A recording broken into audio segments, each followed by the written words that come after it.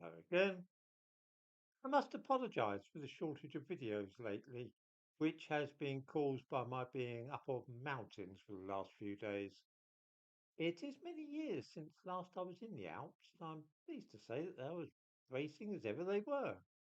I feel positively invigorated by being up high in the snow and ice.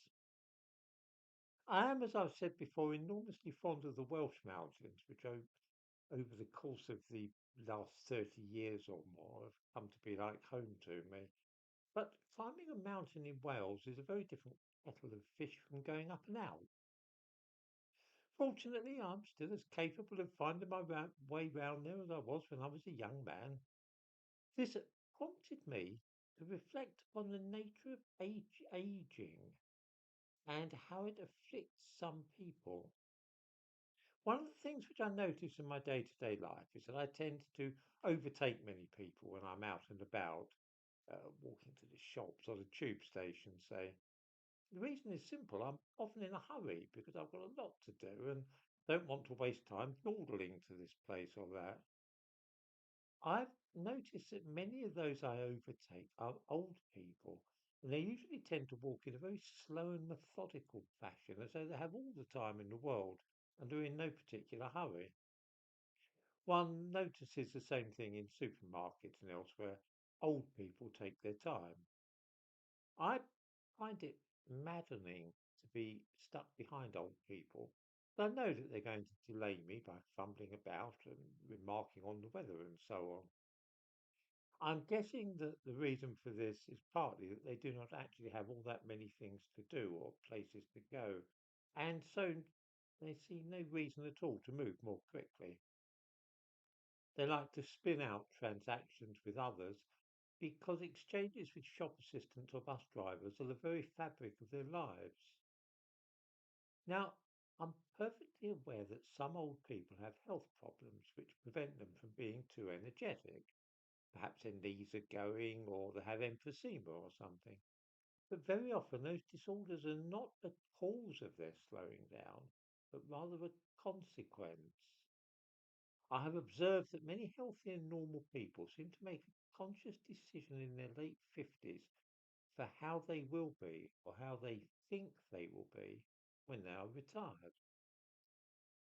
For instance, I knew a man who was a very keen bird watcher. He used to go on holidays to Scotland and climb mountains there to look at various unusual birds. When he was approaching 60, he remarked to people that he wouldn't be able to keep climbing mountains like that much longer. And after a while, he simply stopped going to Scotland. This was a conscious decision to slow down and prepare for being old. It was not that he became unable to climb mountains or that his health was failing. He had chosen, in effect, to practice being old. This attitude is alarmingly common, and it causes people to drop physically challenging tasks and to begin changing their way of life when they approach the 60 mark. Not all people, of course, but enough to make this behavior a definite thing.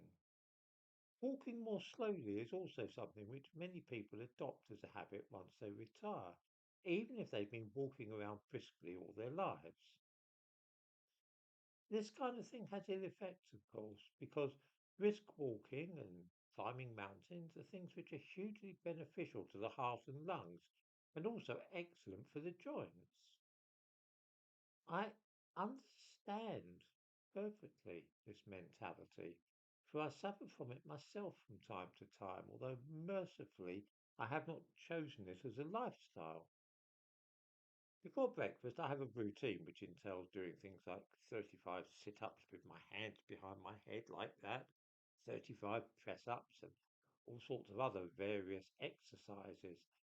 I don't always feel like doing them, as it would be the easiest thing in the world to stop and simply get up in the morning and have my breakfast and then settle down with a thriller by uh, Edgar Wallace or Agatha Christie or some other popular writer.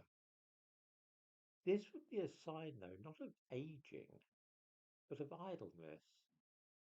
I would behave in such a way because I was too lazy to do sit ups, not that I was physically incapable of them.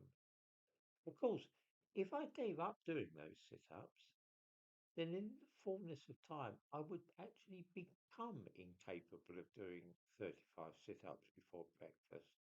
But that would be a state of affairs which I had chosen, not the natural effect of aging.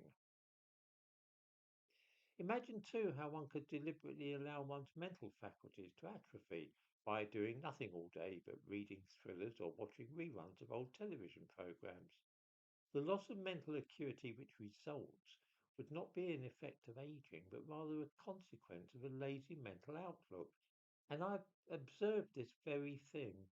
I've observed it particularly with older men that they will talk about watching television programs. They'll watch television during the day and watch old familiar programs from their childhood, things like Ivanhoe and Robin Hood, nonsense like that. In short, it's perfectly possible to cultivate oneself into being an old person, because often that's the line of least resistance. Physical weakness, though, and impaired intellectual function are not an automatic sign of age. Of course, there are disorders such as Alzheimer's that can happen to old people, but most mental deterioration is not pathological, not caused by a disease. It's a lifestyle choice, as is a lot of physical inability which one notices in older people. By all of which, it will be rightly guessed that I hope to keep climbing mountains and rowing with strangers on the internet for a few years yet.